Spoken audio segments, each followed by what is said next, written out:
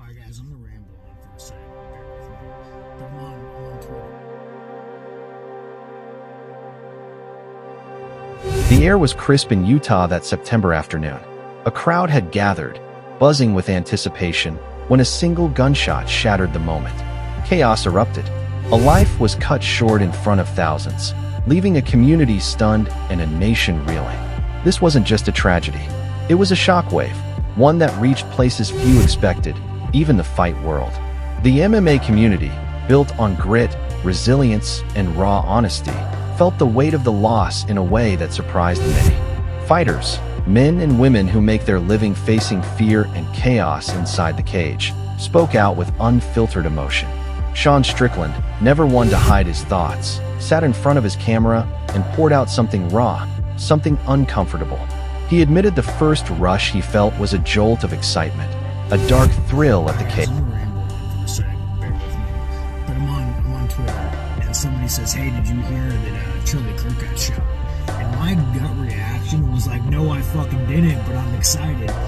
Like, I felt this little dopamine spike in me, where I'm like, dude, I want to see the video. And then I seen the video real bad, but I still kind of excited from it. Like, oh shit, you know, like I could feel like my muscles tensing.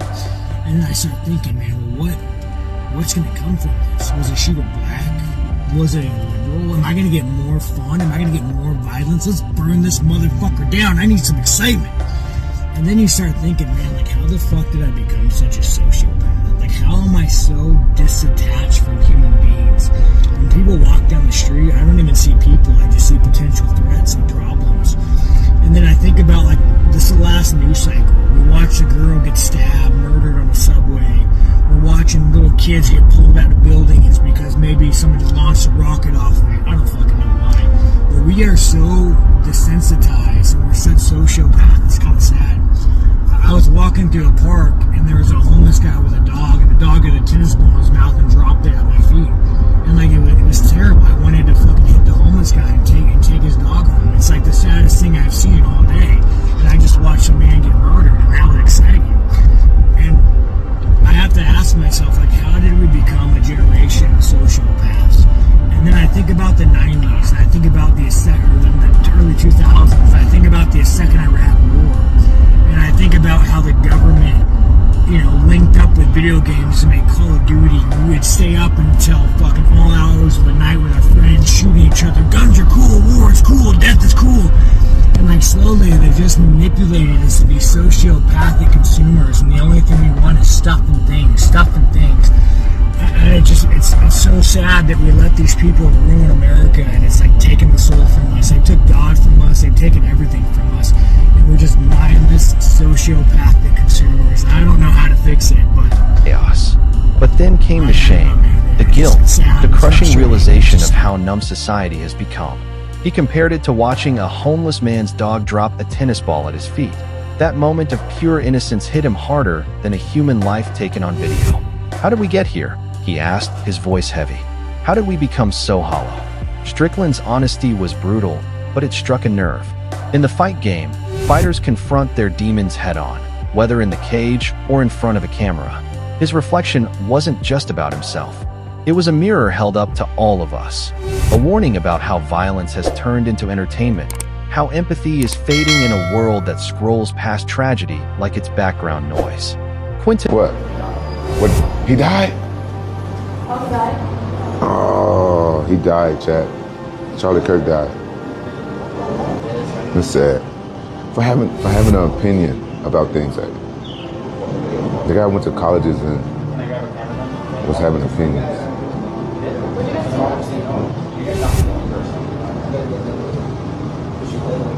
Sick world we live in.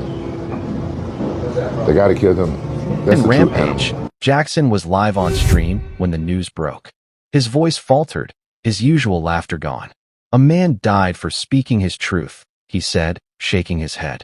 To Rampage, it was cowardice, the opposite of what fighters stand for. In MMA, you face your opponent head-on. You don't hide in the shadows. His shock captured the feeling of betrayal, as if the world outside the cage had lost the code of respect fighters live by. Then came Bryce Mitchell. Late at night, sitting in his truck, he let it all pour out. Anger, grief, conviction. He spoke about faith, about courage, about standing firm in what you believe even when the world wants to tear you down. To him, the tragedy wasn't just a death, it was proof of a world sliding further away from truth, further away from respect. His words carried the fire of someone who saw more than a headline. He saw a man who inspired him to be bolder, to fight harder. Other voices in MMA joined in. Colby Covington called it the act of a coward. Aljamain Sterling urged people to remember that disagreement never justifies violence. Paulo Costa raged with fury, promising that those who destroy life will face consequences. Darren Till spoke with rare softness, reminding fans that we can debate, we can argue, but the moment we cheer for death, we've lost something essential. Dominic Reyes called it a stain on humanity. Stipe Miocic offered prayers. Rachel Ostovich cut through with simple truth.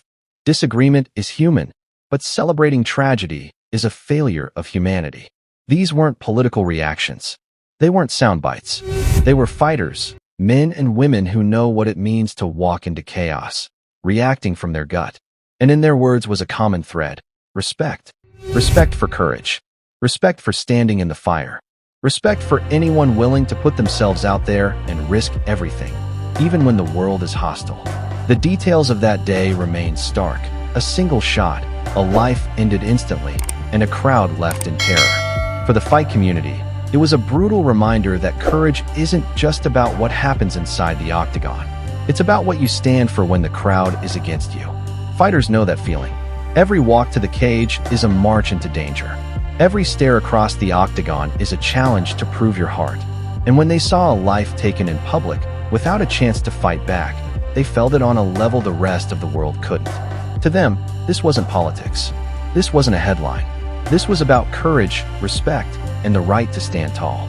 And when that right was silenced by violence, it cut deep. Because in MMA, every fight tells a story. The build-up, the clash, the aftermath. This tragedy followed the same arc: years of build-up in the public eye. The clash of ideas, the heat of confrontation. And then, the aftermath. Silence, grief, reflection. The MMA community doesn't agree on everything. Fighters argue, clash, and say things that spark controversy every day. But on this, they stood united. Violence in the shadows is cowardice. Facing your opponent head-on, with nothing but your skill, your will, and your courage, that's heart. That's honor. That's what fighters live for. As the world processes this tragedy, the MMA community's voices remind us of something bigger.